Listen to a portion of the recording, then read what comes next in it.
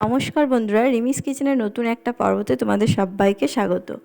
বন্ধুরা, গরমের দিনে শরীরকে ঠান্ডা রাখবে এমন রেসিপি চাই আমরা বানাতে, যেটা আমাদের শরীরকে ঠান্ডা রাখবে। মৌরিও ঠান্ডা, পটলও ঠান্ডা। আমার আজকের রেসিপি মৌরি পটল করব। আমার আজকের রেসিপি তোমাদের খুব ভালো লাগবে। ভালো লাগলে অবশ্যই ভিডিওটাতে একটা লাইক দিয়ে দেখার অনুরোধ রইল।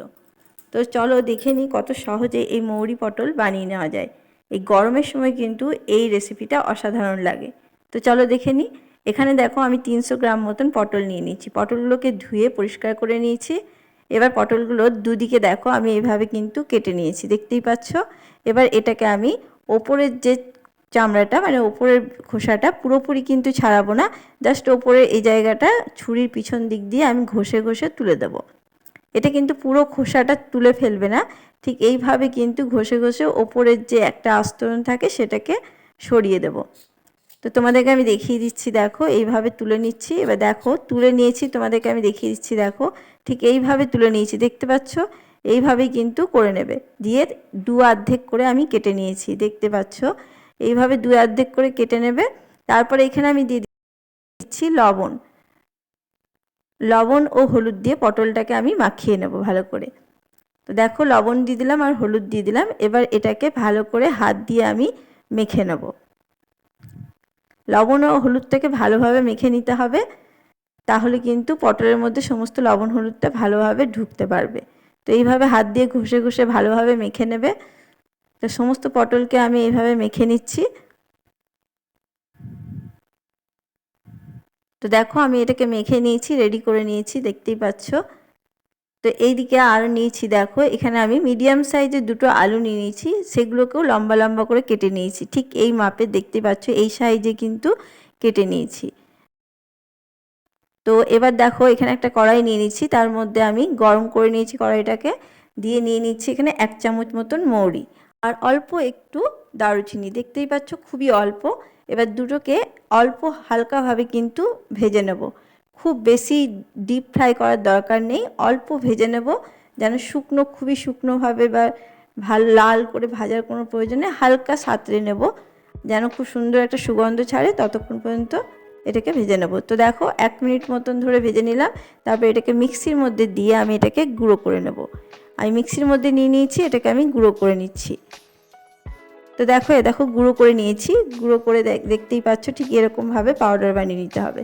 এবার আমি কড়াইয়ের মধ্যে তেল দিয়ে দিচ্ছি, তেলটা গরম করে নিয়েছি। এবার পটলগুলোকে আমি ভেজে নেব।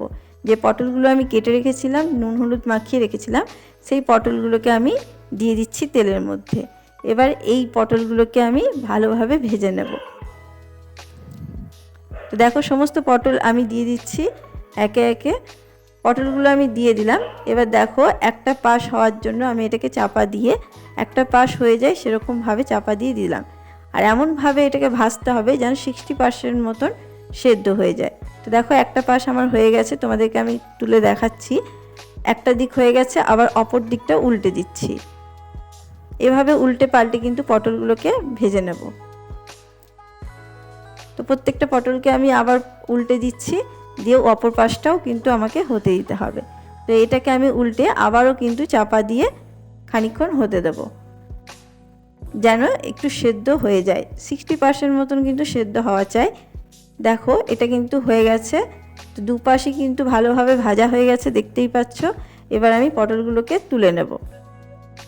সমস্ত পটল ভাজা হয়ে গেছে, ঠিক এই পর্যায়ে কিন্তু এবার নামিয়ে নিতে হবে। এর থেকে বেশি আমি লাল করব না, এইভাবে কিন্তু পটলগুলোকে ভেজে নিয়েছি। তো এবার পটলগুলোকে আমি তুলে নিচ্ছি, সমস্ত পটল আমি তুলে নেব।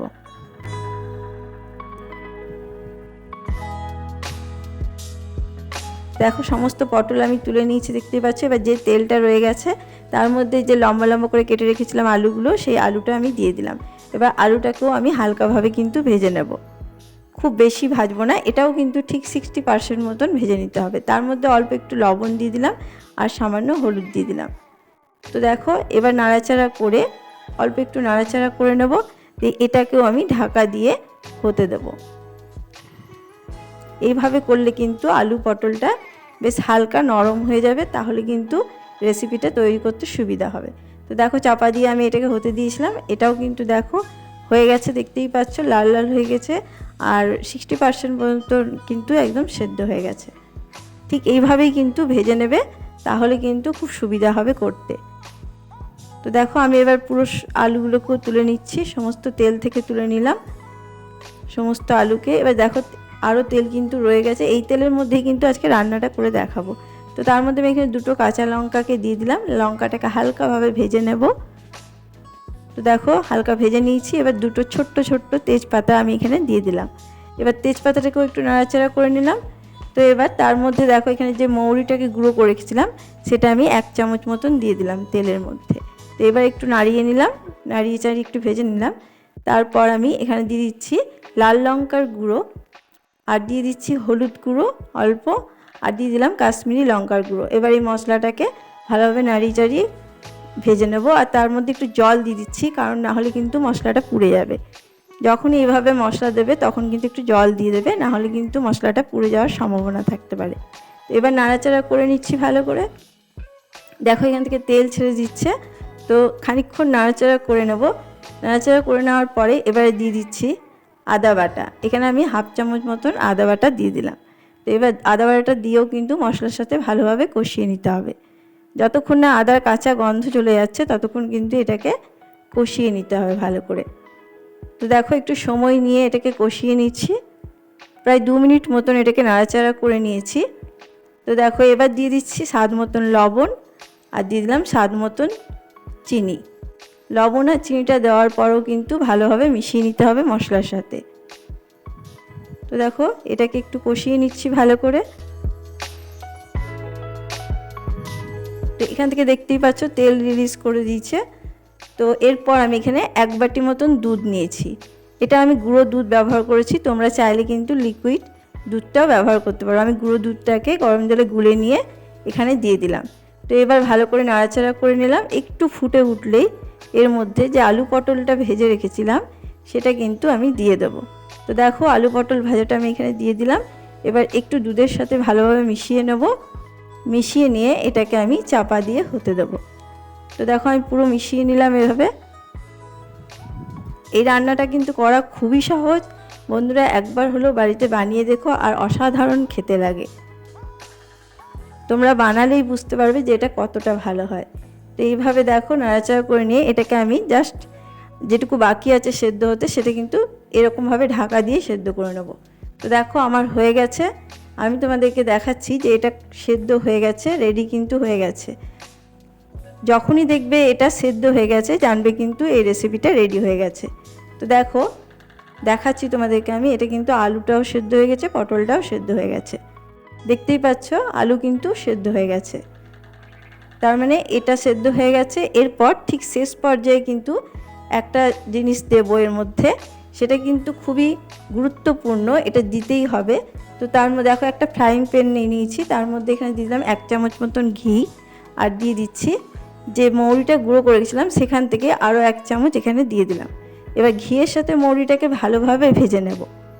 অবশ্যই কিন্তু এটা দিতেই হবে ঘিটা, তোমরা চাইলে সাদা তেলে করতে পারো, কিন্তু ঘিটা দিলে কিন্তু ফ্লেভারটা খুবই ভালো লাগবে। এখন যে গন্ধটা উঠছে তোমরা রান্না না করলে বুঝতে পারবে না যে কতটা এটা সেন্টটা উঠছে। ঘিয়ের সাথে মৌরিটা একসঙ্গে মিশে কিন্তু দুর্দান্ত একটা সুগন্ধ উঠছে। তো এবার আমি দেখো ওই যেটা করে রেখেছিলাম সেটাকে আমি এর মধ্যে ঢেলে দিচ্ছি। তো দেখো এই আলু পটলটার মধ্যে আমি ঢেলে দিলাম।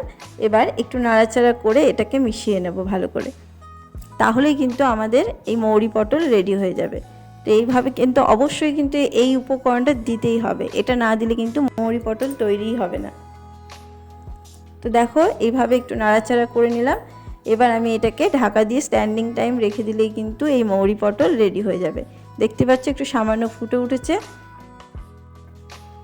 ব্যাস এটা কিন্তু আর কিচ্ছু করার দরকার নেই, জাস্ট স্ট্যান্ডিং টাইম দিয়ে দিলেই কিন্তু এটা রেডি হয়ে যাবে। আমি গ্যাসের আঁচকে অফ করে দিয়ে এটা ঢাকা দিয়ে স্ট্যান্ডিং টাইম রেখে দিচ্ছি, তারপরে তোমাদেরকে দেখাচ্ছি। তো দেখো স্ট্যান্ডিং টাইম রাখার পরে কিন্তু আমার মৌরি পটল রেডি হয়ে গেছে।